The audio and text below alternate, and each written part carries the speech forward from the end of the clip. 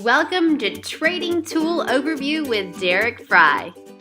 All right, welcome everybody. My name is Derek Frey, and I'm going to take you through an initial walkthrough of the tools on TradingView.com. So when you pull up TradingView.com and get yourself to a chart, I just happened to pull up Ethereum for this demonstration. First thing I like to do, first of all, is go down to the settings. I'm not a big fan of the white background, so I'm going to choose a dark one. Personally, it works better for my eyes, but that's personal preference. And then what I'm going to go through here quickly is just this list of different indicators and tools that they have kind of defaulted with the program. So we're going to start right here with basically the different types of trend lines that they have. To make a very long story short, in all likelihood, you're almost always going to end up using this first trend line. If you're going to try to create an extended one or something like that, or array, you may use those from time to time, but by and large, I think 90% of the time or more, you're going to end up just simply using a normal trend line. Chart. And for those who don't know, obviously either lower, higher lows or higher highs or whatever you're looking for. So that's the first, that's basically trend lines in general. Again, each of these can be used for a very specific purpose, but by and large, the main trend line is the one you're going to end up using. The next is all these different pitchforks. These are Andrew's pitchforks for those who aren't familiar. There's all the GAN tools, and then my personal favorites, the Fibonacci. Quite frankly, I don't use any of the pitchfork tools myself. I do use the GAN fan from time to time, but the main thing that I personally use is the Fib Retracements. I will also use Fib time zones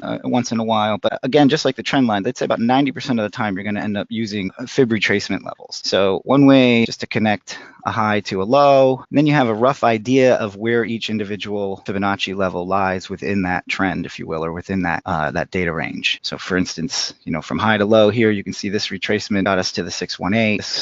These support levels kind of held in at the 0.382 level, which is the reciprocal, of course. That is a quick run through those. Yeah, the pitchforks and all these more complicated ones, you start digging deep into all of the different indicators. Every person has their own kind of personal preference as what they like to use and for whatever reason. And that's obviously why all of these are here. I can assure you there is no trader that uses all of these things on their charts. If you did, you'd never even see the chart itself. It'd just be a big mess of colors and lines. By and large, you're going to find what fits you and which ones you personally like, and then of course you're going to stick with those. These are really just tools to draw different shapes if you wanted to try to highlight something, or if you're doing some specific angle work or something like that. I don't personally use those. This is just a text tool or arrows if you're going to actually annotate your charts, for those that are actually like writing trade recommendations for themselves or for other people. The next is these patterns. Now this is something that's near and dear to my heart, this XABCD pattern in particular. They go by many names. They're sometimes called harmonic patterns. That's a much deeper subject than I can address in this short video, but these are definitely, like I was just saying, these are all very specific tools that can get used once you kind of made a decision as to which direction you want to focus on. Elliott Wave is another great tool, and there's lots of different ways to utilize that. Certainly can't get into all that in the time that we have here. These are just different short positions. So in this case,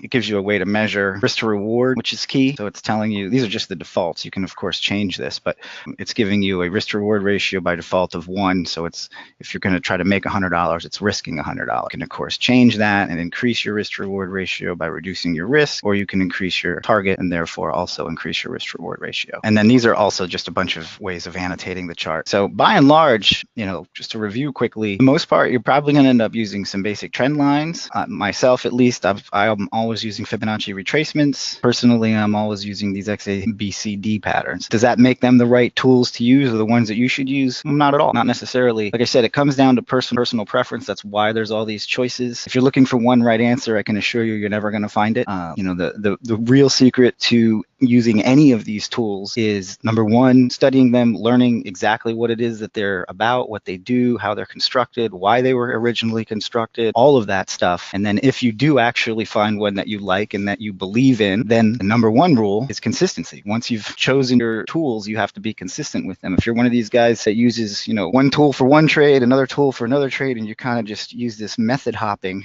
from one trading idea to another, that's absolutely, obviously, I think if you step back for just a second and look at it objectively, it's obviously not consistent, and it's not a path to consistency. And at the end of the day, every trader that is successful, they absolutely will attribute their success to being consistent with usually a very small number of tools, possibly just one strategy or one chart formation, maybe 2 or 3. The idea that you need to know 500 different chart patterns, know what every single indicator is all about and all that is completely false. I use some very basic things. They may seem complex if you haven't heard of them before, but I can assure you they are all very basic mathematical concepts that have been tested over hundreds of years, not just the last 5 or 10 like a lot of these new indicators. So that's my brief walkthrough for you guys today. Like I said, just wanted to kind of show you the basic tools here and briefly explain my personal favorite. By no means the ones that you should necessarily use. You just want to find the ones that fit you and be consistent with them. So thank you guys for your attention and have a great day trading. Congratulations, you just finished Trading Tool Overview with Derek Frey. See you soon.